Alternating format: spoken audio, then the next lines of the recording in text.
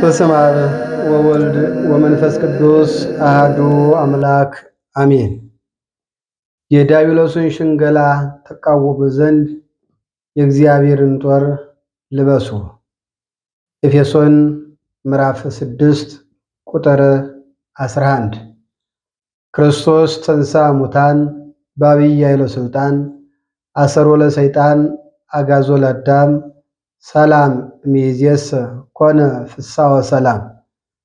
ሞትን ድል አድርጎ ለእኔና ለእናንተ ሕይወትን በሰጠን በአምላካችንና በመድኃኒታችን በኢየሱስ ክርስቶስ ስም ውድ ኦርቶዶክሳውያን እያላችሁበት የእግዚአብሔር ቸርነትና ምሕረት አይለያችሁ እያልኩኝ እንደምን ዋላችሁ፣ እንደምን አረፈዳችሁ፣ እንደምን አመሻችሁ።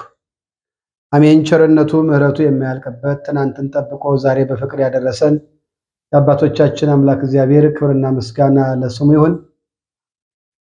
እኔም እናንተም ለዚህ ዕለትና ለዚህ ሰዓት ደርሰናልና ቀሪ ጊዜያችን ከእግዚአብሔር ጋር የምንኖርበት ያደርግልን ዘንድ መልካም ፈቃድ ይሁንልን። ፈተና በሚል ትምህርት ለተከታታይ እየተማማርን ነው። ዛሬ አምላካችን መድኃኒታችን ኢየሱስ ክርስቶስ እንደፈቀደና እንደወደደ ጠላት ዲያብሎስ እኔና እናንተን እየሸነገለ ከእግዚአብሔር እንዴት እንደሚያርቀንና በምንና በምንስ እንደሚያርቀን የሚሉትን ነጥቦች እንማማራለን። የሚስጥር ባለቤት አምላካችን እግዚአብሔር ሚስጥርን ገልጦ የላቀውንም አቅርቦ የረቀቀውንም አጉልቶ እንዲያስተምረን መልካም ፈቃድ ይሁንልን። ቅዱስ ጳውሎስ በገላትያ መልእክቱ በኤፌሶን መልእክቱ ምዕራፍ 6 ቁጥር 11 ላይ የዲያብሎስን ሽንገላ ትቃወሙ ዘንድ እንዲቻላችሁ የእግዚአብሔርን ዕቃ ጦር ሁሉ ልበሱ ይላል። ርዕስ ያደረግነው ሐሳብ የዲያብሎስን ሽንገላ መቃወም ትችሉ ዘንድ የእግዚአብሔርን ጦር ልበሱ የሚል ነው። መጋደላችን ከደምና ከሥጋ ጋር አይደለምና ከአለቆችና ከሥልጣናት ጋር ከዛም ከጨለማ ዓለም ገዦች ጋር በሰማይ ስፍራ ካለ ከክፋት መንፈሳዊ ሰራዊት ጋር ነው የምንታገለው አለ ቅዱስ ጳውሎስ። እንግዲህ ክርስቲያኖች የኔና የእናንተ ጠላት የሆነው ዲያብሎስ፣ ወደዚህ ዓለም የተወረወረው ዲያብሎስ፣ የተናቀው ዲያብሎስ፣ የተጠላው ዲያብሎስ፣ ጥንት በሰማይ በመላእክት ዘንድ ጦርነትን የከፈተው ዲያብሎስ ዛሬም በዚህ ዓለም ላይ የሰው ልጅ በሰላም እንዳይኖር ከግል ሕይወት እስከ ዓለም ድረስ ልዩ ልዩ አይነት መሳሪያዎችን በሰዎች አይምሮ እያደረ እያሰራ መልሰው ራሳቸው ሰዎች እንዲገዳደሉበት እያደረገ ጥላትን የሚዘራ መለያየትን የሚዘራ ጥላቻን የሚዘራ ጥንተ ጠላታችን ዲያብሎስ ነውና እሱን ማሸነፍ የምንችልበትን የእግዚአብሔር ዕቃ ጦር እንድንለብስ አምላካችን እግዚአብሔር ማስተዋልን ጥበብን ያድላል። ስለዚህ ቅዱስ ጳውሎስ እየተናገረ ያለው ምንድነው? የማያንቀላፋ የማይተኛ እረፍት የሌለው ከተንኮል በስተቀር ሰላም የማያስብ ከመለያየት በስተቀር አንድነት የማያስብ ከጥላቻ በስተቀር ፍቅር የማያስብ ከመገዳደል በስተቀር እርቅን የማያስብ ጠላት ዲያብሎስ አለብን። እሱን ማሸነፍ እንድንችል የእግዚአብሔርን ጦር ልበሱ አለ። መጋደላችን ከሚጨበጥ ከሚዳሰስ ጋራ እንደኛ እየበላ እየጠጣ ከሚደክመው ጋራ እንደኛ የእረፍት ጊዜ ተሰጥቶት ቀን ሲሰራ ውሎ ሌሊት የሚተኛ ወይም ሌሊት እየሰራ ቀን የሚተኛ ያይደለ 24 ሰዓት እረፍት የሌለው ጠላት ዲያብሎስ ተፈጥሮ ሰማያዊ መልአክ ኑሮውና ስራው ደግሞ ምድራዊ ጎስቋላ የተጣለ የተጠላ የወደቀ ነው። እሱን ማሸነፍ እንድትችሉ የእግዚአብሔርን ጦር ልበሱ አለ። ሽንገላው በምንድነው ብንል ዛሬ እንግዲህ ዓለምን በሙሉ በተለያየ መልኩ ከሚያሽመደምድበት ምክንያቶቹ ዛሬ እንደ አምላክ ፈቃድ ሶስቱን ነጥቦች እናያለን ማለት ነው። ዲያብሎስ እኔና እናንተን እያሽመደመደ ከእግዚአብሔር ሕግና ስርዓት የሚያርቅበት ከእግዚአብሔር ጋር የሚያጠላበት በሃይማኖት እንዳንጠነክር የሚያደርገን ከሰዎች ጋር በፍቅር እንዳንኖር የሚያደርግበት ሶስት ዋና ዋና መሳሪያዎች አሉት። በእነዛ ካሸነፍነው እኔና እናንተ የእግዚአብሔር ልጆች መኖር እንችላለን ማለት ነው። ለዚህ ነው ቅዱስ ጳውሎስ የእሱን ሽንገላ መቃወም እንድትችሉ ያለ። ሽንገላው ብዙ ነው። ከብዙዎቹ ነጥቦቹ ለዛሬ ሶስቱን እናያለን። ቀጣይ ደግሞ ሌሎቹን እናያለን ማለት ነው። እንግዲህ እነዚህ ሶስቱ ሽንገላዎች የኔና የናንተ አባት፣ የኔና የናንተ ፈጣሪ፣ የኔና የናንተ መጋቢ፣ የኔና የናንተ ጠባቂ የሆነው የአብ ድንግል ማርያም ልጅ ኢየሱስ ክርስቶስ ጾሙን ጾሞ ጾሙ ጸልዮ ጸልዩ ሊልን 40 መዓልትና 40 ሌሊት በገዳመ ቆሮንቶስ ጾሞ ጸልዮ ከወጣ በኋላ የተፈተነው ፈተና ነው። ዲያብሎስ ክርስቶስን ለመፈተን አቅም ኑሮት ሳይሆን በእኔና በእናንተ እንዴት አድርጎ እንደሚሸነግለን ዲያብሎስ ክርስቶስ ስለሚያውቅ ሊፈተንለት በፈቃዱ ክርስቶስ ነው ወደ ዲያብሎስ ይሄደው። ስለዚህ በማቴዎስ ወንጌል ምዕራፍ 4 ከቁጥር 1 ጀምሮ ያለውን ሐሳብ አብረን እናያለን ማለት ነው። ከዛ ወዲያ ኢየሱስ ከዲያብሎስ ይፈተን ዘንድ በመንፈስ ወደ ምድረ በዳ ተወሰደ። 40 ቀንና 40 ሌሊትም ከጦመ በኋላ ተራበ። ፈታኝም ቀርቦ የእግዚአብሔር ልጅ ከሆንክ እነዚህ ድንጋዮች እንጀራ እንዲሆኑ በል አለው ይላል።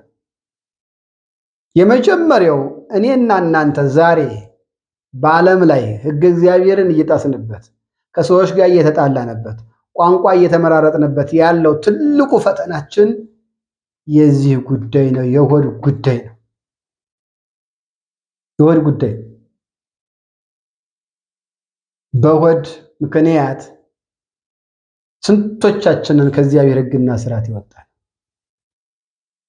ክርስቶስ ለእኔና ለእናንተ ሳይጾም ጹሙ ብሎ የሚያዛባት ስላልሆነ ጾመና እንድንጾም፣ ሳይጸልዩ ጸልዩ የማይል አባት ስለሆነ ቅድሚያ ጸልዩ ለማለት እነዚህን 40 መዓልትና 40 ሌሊት ከጨረሰ በኋላ እኔና እናንተ በጾምና በጸሎት በአምልኮተ እግዚአብሔር ውስጥ ላይ ስንኖር የማይወድ ጠላት ዲያብሎስ እንደሚፈትነን ያወቀውና የተረዳው ስለኔና ስለናንተ ራሱን አሳልፎ የሰጠው ርሩና መሐሪ ቅርባይና ደግ ቸርና ጠባቂ የሆነው አምላክ በፈቃዱ የኔና የናንተን ፈተና ቅድሚያ እሱ ተፈትኖ እንዴት ማለፍ እንደምንችል ሊያስተምረን በፈቃዱ ሊፈተንለት ወደ ዲያብሎስ ሄደ። ወደሚፈልገው ቦታ አይደለም። ያን ጊዜ ዲያብሎስ ቀረበና የእግዚአብሔር ልጅ ከሆንክ አለ እነዚህ ድንጋዮች ዳቦ እንዲሆኑ በል አዘዝ ፈጽም አለ ይላል። ክርስቶስ ምን ብሎ መለሰለት? ሰው ከእግዚአብሔር አፍ በሚወጣ ቃል ሁሉ እንጂ በእንጀራ ብቻ አይኖርም ተብሎ ተጽፏል አለ። በምን በእንጀራ ብቻ አይኖርም ተብሎ ተጽፏል አለ። ይሄ እንግዲህ ኦሪት ዘዳግም ምዕራፍ 8 ቁጥር 3 ላይ ያለ ኃይለ ቃል ይህንን ቃል ክርስቶስ ጠቅሶ ነገረ።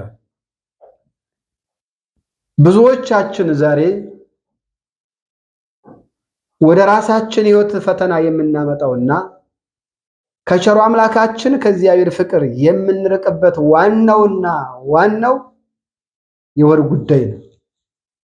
ይሄ ማለት ገንዘብ ፍለጋ ማለት ሌላ ነገር የለም። ገንዘብ ፍለጋ ይህ ደግሞ አምላካችን መድኃኒታችን ኢየሱስ ክርስቶስ ለእኔና ለእናንተ በማቴዎስ ወንጌል ምዕራፍ 6 ቁጥር 24 ላይ እንዲሁ አስቀምጦታል። ማቴዎስ 6:24 ለሁለት ጌቶች መገዛት የሚቻለው ማንም የለም። ወይም አንዱን ይጠላል፣ ሁለተኛውን ይወዳል፣ ወይም ወደ አንዱ ይወጣል ይጠጋል፣ ሁለተኛውንም ይንቃል። ለእግዚአብሔርና ለገንዘብ መገዛት አትችሉም። ስለዚህ ዛሬ ብዙዎቻችን በሆድ ጉዳይ እግዚአብሔርን ያልካድነው አለ። 24 ሰዓት የምንሰራው ለሆዳችን ነው ለነፍሳችን ነው? በሳምንት አንዴ እንኳን ቤተክርስቲያን ሄደን ለማስቀደስ ሳምንቱን የጠበቀንን ጌታ ለማመስገን የሚቀጥለውን ሳምንት እንዲጠብቀን ለመለመን እንኳን ደክሞን ቀርተን ይል ከብር ከ10 አንድ እንድናወጣ ከዕለታት ደግሞ ከሰባት ቀናት አንዱን ቀን ለእግዚአብሔር እንድንሰጥ መጽሐፍ አዞናል። ያ ማለት ከዓመት ውስጥ ከ365 ቀን 52 ወይም 53 እሁድ ለእግዚአብሔር የቀን አስራት እንድናወጣ መጽሐፍ አዞናል ማለት ነው። ስለዚህ ዲያብሎስ ሰዎች በእንጀራ ጉዳይ ከእግዚአብሔር እንዴት እንደሚያርቅ ያውቃል ማለት ነው። ዛሬ ብዙዎቻችን አንዳንዶቻችን ሻሸውንም ጠምጥመን ካባውንም አድርገን ወደ መናፍቅ አዳራሽ ከምንሄድበት አንዱ የሆድ ጉዳይ ነው። እንደውም በዚህ ዓመት በዚህ ባለፉት ወራት አካባቢ አንድ ለሆዱ ብሎ ወደሆነ አዳራሽ የሄደ ሰው አልሰማችሁትም? አላያችሁትም? አሁን ካሁን ሰዓት ጀምሮ አለ ተፈትኖ እኮ ሆዱ ፈትኖት ያን ፈተና ማለፍ አቃተው። ዲያብሎስ በሆዱ ፈተነ። የፈለከውን መብላት አትችልም፣ የፈለከውን መጠጣት አትችልም፣ የፈለከውን መልበስ አትችልም፣ በፈለከው የቤት አይነት ጥሩ ኑሮ መኖር አትችልም፣ እንዲህ ካልሆንክ ብሎ ፈተነው። ክርስትናው ላይ ሆኖ ይህንን ቢወጣ ቢወርድ አላገኛለው። ለምንድን ነው? የሚሰጠው እግዚአብሔር ሩቅ ስለሆነ፣ የሚበላ መስጠት እግዚአብሔር ስላቃተው፣ የሚለበስ መስጠት ስላቃተው እግዚአብሔር ዓለምን ማን ፈጠራትና ነው እግዚአብሔር የሚያቀተው? ዲያብሎስ እኮ ከተፈጠሩት ፍጥረታት አንዱ ፍጡር ነው እንጂ ራሱ ፈጣሪ ሆኖ ወደዚህ ዓለም እኮ ዲያብሎስ አልመጣም እኮ ወገኖች። እና ምን አለ? ከዚህ በኋላ አለ ቅዳሴ የለ፣ ሰዓታት ቁም የሚለኝ የለም፣ ፍታት ፍታ የሚለኝ የለም። አይ አባቴ ልቦና ይስጠዎት። ሌላ ምን ይባላል? ልቦና ይስጠዎት። ሆዶት አሸንፎት ደዋልና ነፍሶት አሸንፋ ደግሞ እንድትመለሰው ወደ ቤቱ እንዲመለሱ ልቦና ይስጠዎት። አሁን ቁጭ ብሎ ክትፎ ብቻ መብላት ነው አለ። ስለዚህ ሆዱ ጉዳይ ነበር አስጨንቆት ይወጣ። ዛሬ ብዙዎቻችን የሆዳችን ጉዳይ አስጨንቀን ወጣን። ከእግዚአብሔር ፍቅር ወጥተናል። ሆዳችን አስጨንቋል። ሆድ አምላኩ ሆነ። እኔና እናንተ ስንበላ ቁንጣን ይዘናል እንጂ እርካታ የለንም እኮ። የእግዚአብሔርን ቃል ስንሰማ፣ ስንጸልይ፣ ስናስቀድስ፣ ስንጾም ግን እርካታ አለው። አላያችሁትም? አሁን ያሳለፍነውን ወራት ስንጾምና ስንጸልይ የነበረው እርካታ ምግቡ ከጾም በኋላ ስንበላው እንዴት እንደሚስማማል። አሁን እኮ ቁንጣን ሆነናል። አሁን በሽታ ነው እየሰበሰብን እኮ ያለን። ጾምና ጸሎት ለነፍስ ብቻ አይደለም፣ በነገራችን ላይ ለስጋም ጠቃሚ ነው። ለምን? ስጋችን እንደፈለገ እንዳያግበሰብስ ጤናማ እንዲሆንም ያደርጋል። ጸሎቱ ደግሞ ፍጹም ከእግዚአብሔር ጋር ደግሞ እንድንገናኝ ያደርገናል። እንደ መላእክት እነሱ 24 ሰዓት ቅዱስ ቅዱስ እያሉ እንደሚያመሰግኑት እኔና እናንተ በጸሎት ከእግዚአብሔር ጋር እንገናኝበታለን። ስለተደረገልን እናመሰግንበታለን፣ ስለሚደረግልን ደግሞ እንለምንበታለን። ስለዚህ የዲያብሎስን ሽንገላ እንድትቃወሙ የማንን ዕቃ ልበሱ አለ? የማንን ጦር ልበሱ? የእግዚአብሔርን። ጦሩ ምንድን ነው? ወንጌል ነው፣ ሌላ ነገር የለም። ወንጌል ያወቀ ሰው ዲያብሎስን ያሸንፈዋል።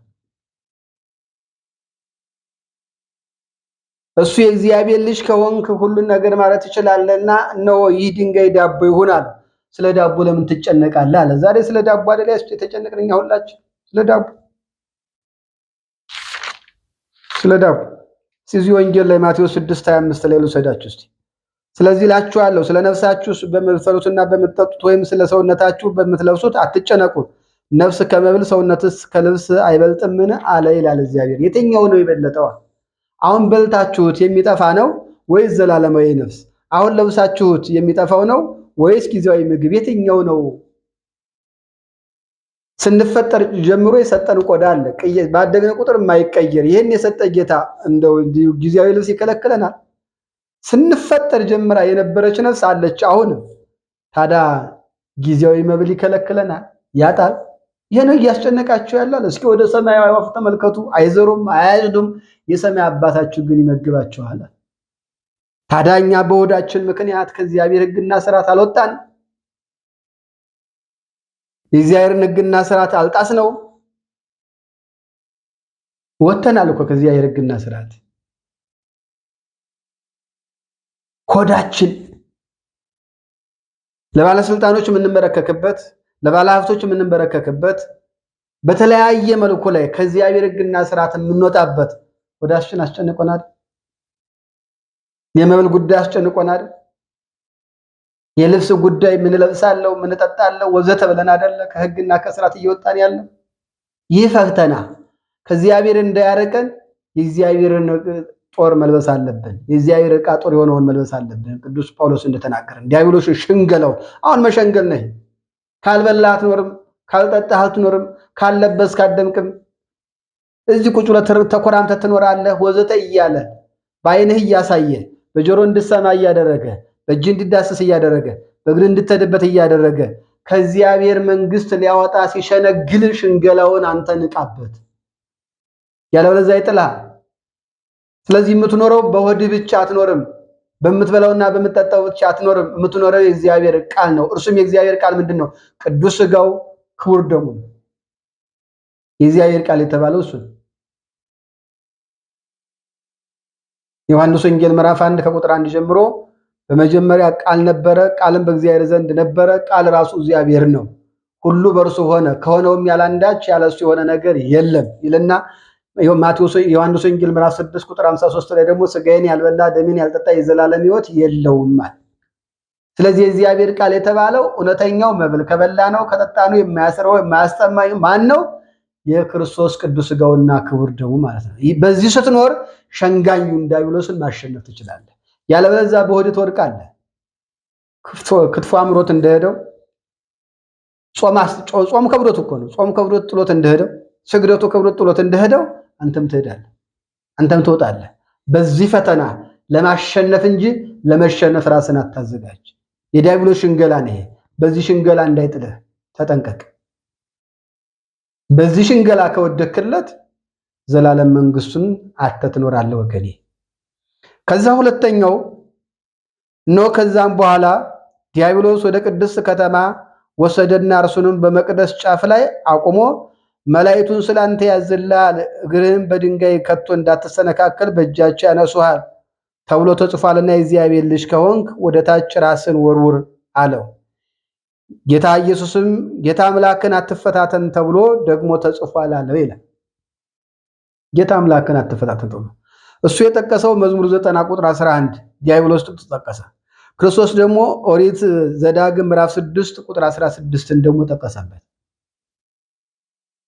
አምላክህ እግዚአብሔር በፈቀደልህና በወደደልህ እሱ እንድትኖር ባደረግ በፈቀደልህ ኑሮ እንድትኖር ነው እንጂ የተጻፈው በሆነውም ባልሆነውም አምላክህ እግዚአብሔርን ትፈታተን ዘንድ አልተጻፈም አለ ይላል። ይህ ባለፈው ክፍለ ጊዜ የተማረው ትምህርት ማለት ነው። ከመግቢያው ጋር ተያይዞ ዛሬ ለክፍል 4ን እየተማማርን ነው።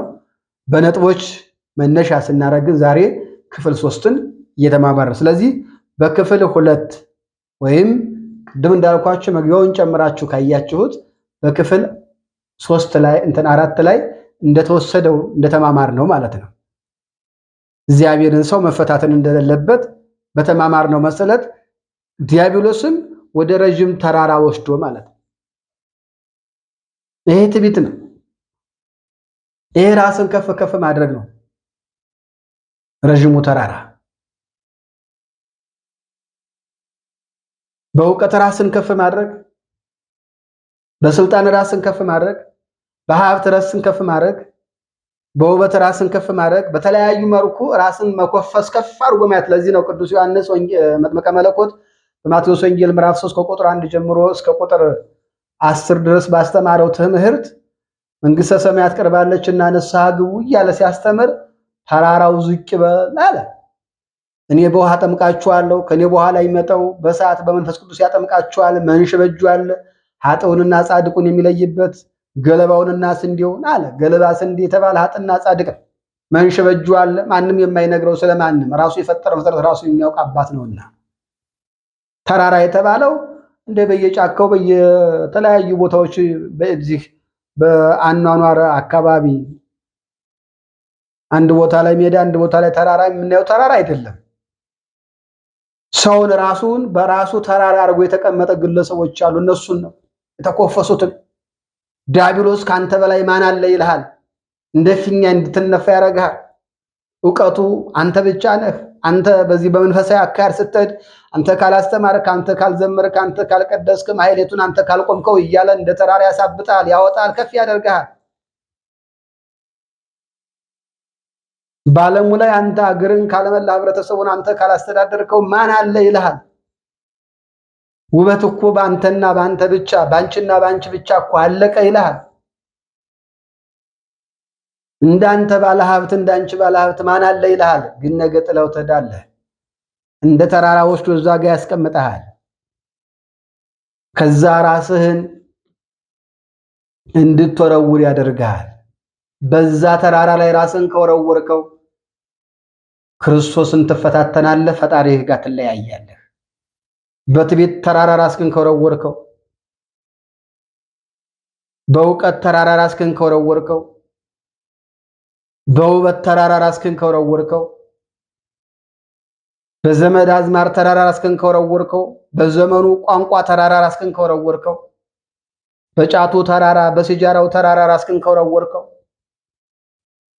ባሉባልታና በቂም በጥላቻ ተራራ ራስህን ከወረወርከው፣ በእነዚህ ሁሉ ዲያብሎስ ሸንግሎ ከእግዚአብሔር መንግሥት ያስወጣሃል። አምላክህ እግዚአብሔርን አትፈታተነው። እውቀትህ ያንተ አይደለም፣ የሱ ነው። ውበትህ ያንተ አይደለም፣ የሱ ነው። ዝና ያንተ አይደለም፣ የሱ ነው። ሀብትህ ያንተ አይደለም፣ የሱ ነው። ያንተ የሆነ ነገር የለም። በዚሁ ተቃወመው ዲያብሎስን። ሲሸነግልህ እሺ አትበለው፣ እምቢ በለው። ዲያብሎስን ካንተ አርቀው እምቢ ብለህ ለዛ ነው ያዕቆብ ምዕራፍ 4 ቁጥር 7 ላይ እግዚአብሔርን እሺ በሉት ወደ እናንተ ይቀርባል፣ ዲያብሎስን እምቢ በሉት ከእናንተ ይሸሻል ያለው። እምቢ በለው። አንተ የሌለበት ነገር ሁሉ አይጣፍጥም ሲልህ ከኔ የተሻለ አለ ብለህ አሸንፈው። አንተ ካልተናገርክ የተሻለ ተናጋሪ የለም ሲልህ ከኔ የተሻለ አለ ብለህ አሸንፈው። አዋቂ አንተ ብቻ ነህ ሲል እኔ ገና አልተማርኩም በለው። ባለጸጋ አንተ ብቻ ነህ ሲል ገና ባለጸጋ ለመሆን እየደከምኩ ነው በለው።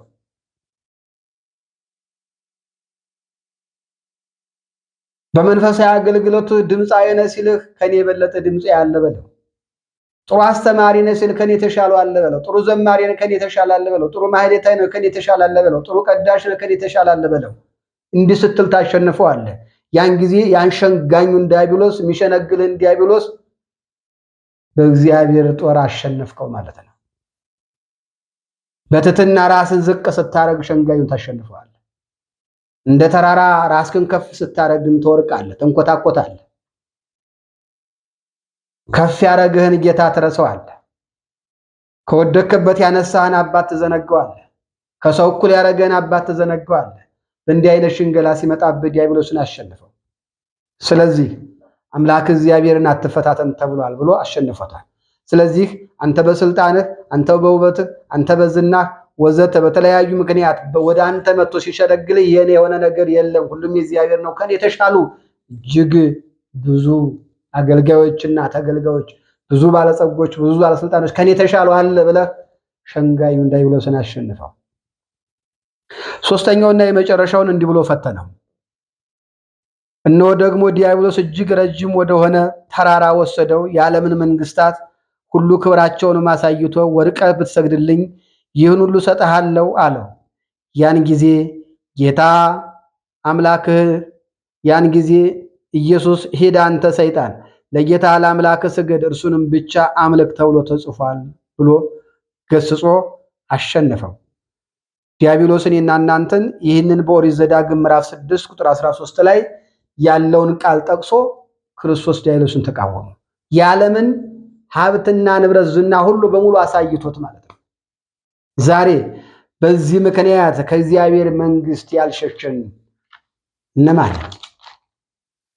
ሶስተኛ መቃብያን ምዕራፍ 1 ከቁጥር 7 እስከ ቁጥር 15 ያለውን ዝም ብዬ ላነብላችሁ እናንተ አስተውሉ። ሶስተኛ መቃብያን ምዕራፍ 1 ቁጥር 6 እስከ ቁጥር 14 የወደዱት ሕጉንም የጠበቁ ሰዎች ስለዚህ ነገር እኔን ይጠላሉ። ከጌታቸው ሕግ ወጥተው የሳቱ ሰዎች ግን ወደ እኔ ይመጣሉ፣ እኔንም ይወዳሉ፣ መሐላዬንም ይጠብቃሉ። እኔ ልቦናቸውን አካፋለሁና ወደ ፈጣሪያቸው ወደ እግዚአብሔርም እንዳይመለሱ ሐሳባቸውን እለውጣለሁና እኔ እንዳዘዝኳቸው ትእዛዜን ያደርጋሉ። የዚህን ዓለም ገንዘብ ባሳየኋቸው ጊዜ ከከናች ሕግም ልቦናቸውን አስታለሁ። ቆንጆችንና መልከ መልካም ሴቶችን ባሳየኋቸው ጊዜ በእነዚህም ከቀናቸው ሕግ አርቃቸዋለሁ። የሚያበሩ የህንደኬ ዕንቁዎችንም ብርና ወርቅንም ባሳየኋቸው ጊዜ ወደ እኔ ሥራ ይመለሱ ዘንድ በዚህም ከቀናቸው ሕግ አርቃቸዋለሁ። ቀጭን ልብስ ዝም ብዬ የማነበው ትርጉም የማያስፈልገው ንጹሕ ቃል ስለሆነ እንድሰሙት ብቻ ነው። ማብራሪያ የሚያስፈልገው አይደለም፣ ማስተዋል ብቻ ያስፈልገዋል። ቀጭን ልብስን ቀይ ሐርና ነጭ ሐርንም ግምጃንና ነጭ ሐርን ባሳየኋቸው ጊዜ በዚህም ከቀናችሁ ሕግ አርቃቸዋለሁ። ወደ እኔ ሐሳብ መልሳቸዋለሁ። ገንዘብንም ከብቶችንም እንዳሸዋ አብዝቼ ባሳየኋቸው ጊዜ በዚህም ወደ እኔ ሥራ መልሳቸዋለሁ። በትዕቢትም ስለ ሴቶችም ስለ ቁጣና ስለ ጠብ የሚደረግ ቅናትንም ባሳየኋቸው ጊዜ በዚህ ሁሉ ወደ እኔ ሥራ መልሳቸዋለሁ። ምልክቶችንም ባሳየኋቸው ጊዜ በባልንጀሮቻቸው ልቦና አድራለሁ። በልቦናቸውም እየራሱ የሆነ ምልክትን ነገር አሳድራለሁ። የቃላቸውን ምልክትን አሳይቼ አሳትኳቸው። ማደሪያ ላደረግኳቸው ሰዎች ምልክትንም አሳየኋቸው። በከዋክብትም አካሄድም አሳያቸዋለሁ። በከዋክብት አካሄድም ቢሆን በደመና መውጣትም በእሳት ማናፋትም ቢሆን በአውሬዎችና በወፎች ጩኸትም ቢሆን እነሳቸው ማደሪያዎቼ ናቸውና በዚህ ሁሉ በልቦናቸው ምልክትን አሳድርባቸዋለሁ። ተናግረው ለባልንጀሮቻቸው ምልክትን ይሰጧቸዋል። እነዛ ሟርተኞቻቸው እንደነገሯቸው እኔም ቀድሜ ምልክት ሆናቸዋለሁ። የመረመርኳቸው ሰዎች ይስቱ ዘንድ ለጠንቋዮችም ዋጋን ይሰጧቸው ዘንድ እንደተናገሩት የሚደረግላቸውን ትንቢትንም የሚያውቁ ክፉና በጎንም የሚለዩ ሁሉም እንደተናገሩ የሚሆንላቸውን እንደ ቃላቸው የሚደረግላቸውን እንደ ገሊትና እንደ ገሌ አዋቂዎች የሉም ብለው ለባልንጀሮቻቸው የነግሯቸው ዘንድ የቃላቸውን ምልክትም አደርግላቸዋለሁ ይላል። ቁጥር 16 ላይ በትእዛዜ ጸንተው የሚኖሩ ልጆችን ሁሉ ወደ ጥፋት ወስዳቸዋለሁ። ያሳትኳቸው ሰዎች ከኔ ጋር ወደ ገሃነም ይወርዱ ዘንድ ከፈጠረ ከእግዚአብሔር ዘንድ መሐላ አለኝ ይላል። ከእግዚአብሔር ጋር የተመላለለው መሐላ ቁጥር 23 ላይ ታገኙታላችሁ።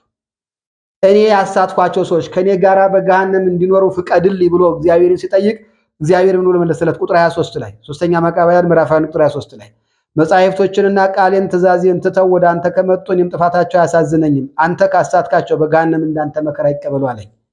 እስከ ዘላለም ድረስ በገሃነም መከራ ትቀበላላችሁ እንጂ ላሳትካቸውና ለአንተ ከገሃነም እስከ ዘላለም ድረስ መውጫ የላቸውም አለኝ ይላል።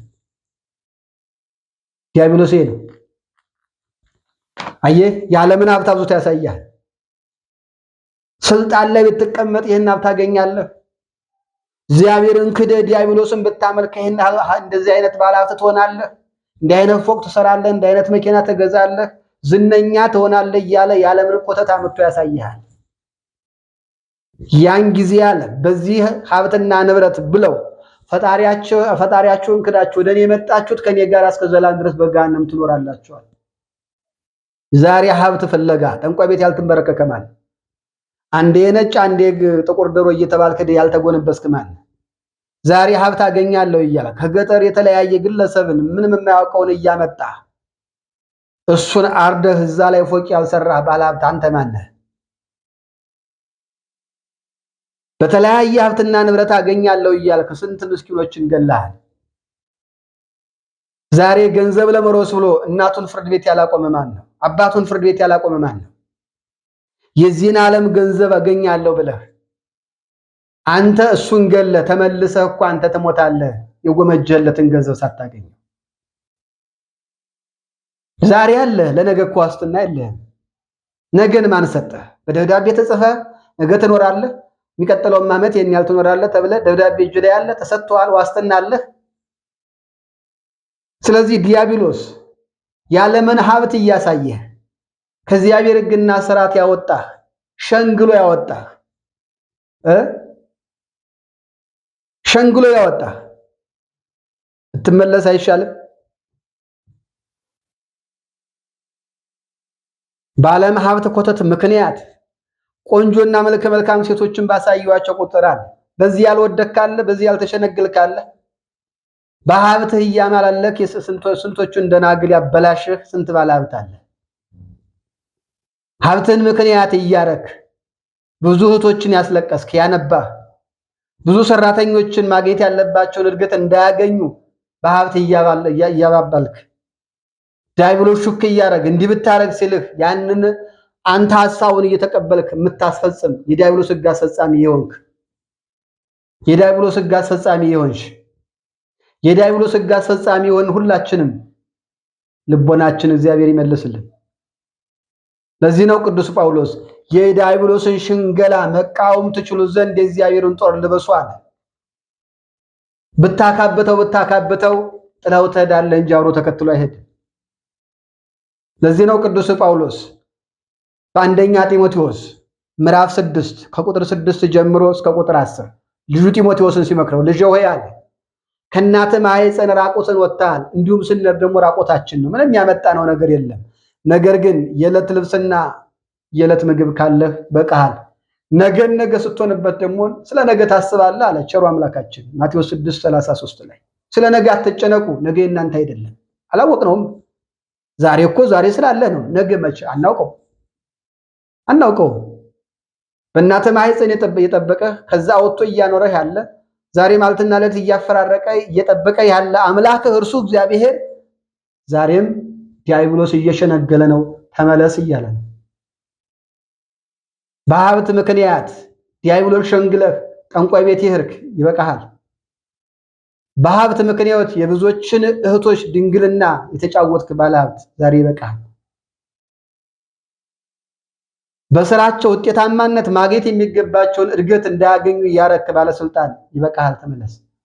ዲያብሎስ ሸንግሏል እና ከኔ ጋር ገሃነም እሳት ትኖራለህ እያለ ነው።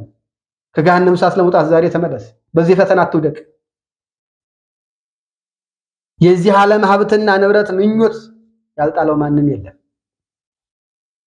ሁላችንም በዚህ ወድቀናል። ግን እግዚአብሔር ጊዜ ሰጥቶናል። የሰጠንን ጊዜ እንጠቀምበት። ይህ ቸር የሆነው ጌታ መሐሪ የሆነው አባት ዛሬ ለኔና ለእናንተ ጊዜ ሰጥቶናል። ሀብትን እንደ ምድር አብሽዋ አብዝቼ ባሳየኋቸው ቁጥር አያበዛልም እኮ አይን ላይ ነው እያሳየ ያለ። የመጨረሻ ግን አለ ለጠንቋይ ዋጋም ከፈልክ፣ በሴቶችም ውበት አሸነፍኩህ፣ በወንዶችም ውበት አሸነፍኩሽ፣ በተለያየ አልባሳትም አሸነፍኩህ፣ በተለያየ አልባሳትም አሸነፍኩሽ፣ ለተለያየ ጠንቋይ ቤተ ደም ሰገድክም ሰገድሽም፣ ተሸንፈ በእኔ እጅ ስር ይሆንክ አንተ አለ መጨረሻ ከኔ ጋራ በገሃነም ትኖራለህ። ለዚህም ደግሞ አንተንም እኔንም የፈጠረ እግዚአብሔር ቃል ገብቶልኛል አለ። ምን ብሎ? መጻሕፍትን አጽፌላቸው መምህራንን አስቀምጬላቸው እነሱን ካልሰሙ እምቢ ካሉ ጥፋታቸው ያሳዝነኝም ውሰዳቸውና ካንተ ጋር በገሃነም ኑሩ ብሎኛል።